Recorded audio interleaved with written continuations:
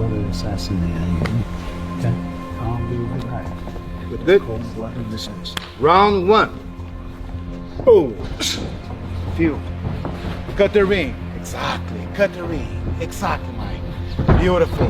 Yes, just like that, Mike Tyson. Excellent, Mike. Excellent, Mike. You break him. Unpredictable. Exactly, Mike. Beautiful. Roll, Mike. Excellent. Excellent.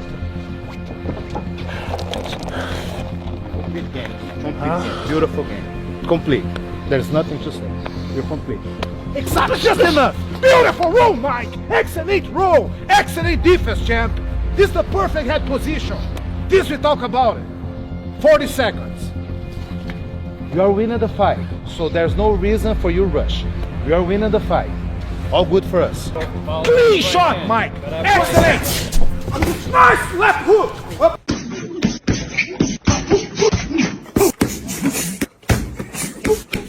It's day one. The fun just begun.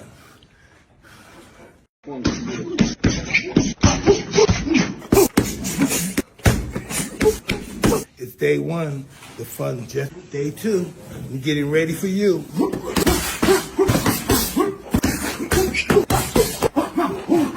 One, two, three, four.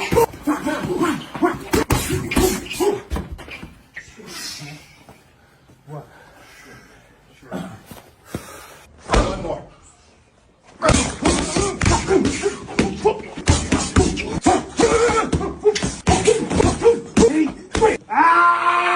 Day three. You still want to with me?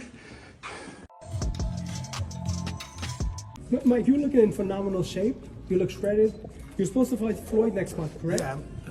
Next month, a month from now, we ready, whatever. How do you beat the shoulder roll? He's 50 and 0. Huh? How do you crack the shoulder roll? Shit happens, you know. That's Mike Tyson getting ready for his upcoming exhibition fight with Floyd Mayweather Jr. The legendary Iron Mike will soon turn 60 years old, but the fire and dedication to boxing are still there. While most boxers his age are leading quiet, retired lives, Mike Tyson is slogging in the gym, fighting exhibition fights, and promoting the sport. Yeah. Now you're taking an interest in developing and fostering a new generation of elite young amateur boxers. Tell us what made you want to do this. Hey, listen, I was looking at the amateurs fighting, and I was told that they were thinking about planning of taking the Olympics, and the Olympics taking boxing out of the Olympics. And I was saying boxing was like the heartbeat of the Olympics. Now they're just trying to get rid of it. And I wanted to, I realized they didn't have as many boxing clubs as they had when I was a kid. So I wanted to start that whole new culture again. It's a special thing because not everybody gets, summoned to a guy like Customato, like you were. Hey, you're absolutely right. There's that's a 1 in a trillion time situation. There's no doubt about that. And that's why I want to get back to boxing. Mike Tyson recently launched a boxing invitational for young amateur boxers. He wants to continue supporting the sport the best he can. During the invitational press conference, Tyson had a few philosophical tidbits to share with the fans. Tyson believes that to be great at boxing, you need to love the sport above everything else. He pointed out that he always dreamt of becoming great. He would dream of fighting boxing legends and winning titles. He stated that his love for boxing pushed him to train and work harder in the gym. His championship mentality is what keeps him going even at this age. Every fight, including exhibitions, is a championship in his eyes. He mentioned that being an extremist is the key to staying dedicated to what you love. He also talked about how the sport has rewarded him for being dedicated. Today he has the money, fame, and love of the fans. All thanks to his dedication and love for boxing. Only way you're going to succeed is you have to love it. You have to love everything about it. You have to love what you hate about it. You have to love that as well. And just having that attitude, all I wanted to do was train, spar, and think about great fighters. That's all I did, was think about great fighters. And one day, they know my name one day. And I was really delusional, because I never had nothing. I'm like I said, I'm one of those guys when you open the refrigerator, you see a soda, maybe an apple in there. And those always, this is what I always learned. The people that had the less, they had nothing, they're always the best fighters. And I didn't have anything. And I think that helped me become the best fighter, besides having the best trainer. And I was just blessed. I was just a blessed mother. You know what? God really blessed me good. He really broke me. I never thought in 100 years a boxer. Well, only a boxer. I like being a criminal. I never thought a million years. This guy kept telling me I'm the best fighter you ever seen in 60 years. I didn't believe him, but I still trained hard. I trained hard. Everything he told me to happen. He told me I was going to win the Nationals. He told me I was going to win the World Champion by the time I'm 19 or 20. And everything he said was right. It was insane. But I believed everything he said, and I became insane. And I accomplished all my goals. You know, I was always told greatness was turning your delusion into reality. And that's what I did. Because that's all I thought about was being champion. Even when I was sleeping, even when I was training, that's all I thought about, being champion of the world. And I read about champions. That's all I did. I watched movies all day. I didn't watch cartoons. I didn't watch games. I watched fight movies. That's just me. I'm an extremist.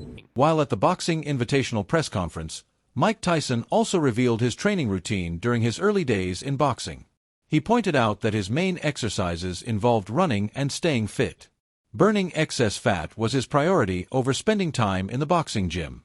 He explained the importance of sparring and developing skills, but for him, it was mainly about staying in shape for fights. Wow, God. I get up in the morning, 4 o'clock, I do the road, probably 4 miles, 5 miles. Come back, do my sit-ups, my body exercise, push-ups and all that stuff. Get in the tub. It's hot tubs, I like a steak. When I was young, I was fat. So I go in the house, I could take it like an hour or so. Get out, sweat, wipe it off, go to school. Come back from school. Probably not go to the gym in school, come back from school, go home, eat dinner 6 o'clock, go to the gym. From dinner 6 o'clock to 8 o'clock, 8:30, come back home and do my sit-ups again, some more sit-ups, push-ups, go to bed, probably do some homework. I always screwed up my homework, so I didn't pass, but I probably didn't do my homework, come back, get up in the morning, run again, do my sit-up, do my hot tub, go to school, come back from school, go run, sit up, go to the gym. That's all I did. And then knock your sparring partner out. That too, well, that as well. I didn't do much. All I did was spar. That was my training. But I'm in love with the romantic part. I like hitting the bag. I like doing the speed. I like doing the roll. Cause I like that's the romanticism in the boxing. You want to do all that stuff. And that's why I just ran all the time. I worked out all the time. I just constantly worked out. I worked out till I broke bones in my feet. I ran so much, broke bones in my back. I could sit up. I was just an extremist. I thought if I was in better shape, I would be better, but that's not necessarily true. Iron Mike has gained a reputation for being explosive and ruthless in the boxing ring. He also works hard in the gym to ensure that his power and speed are always at the same level. Tyson holds a terrifying philosophy on fear inside the squared circle, viewing it as a necessary survival tool. He recently issued a dark warning to fighters who step up with no fear, explaining that these so-called tough guys end up taking unnecessary punishment. According to him, absorbing that kind of damage leaves them speaking another language by the end of their careers.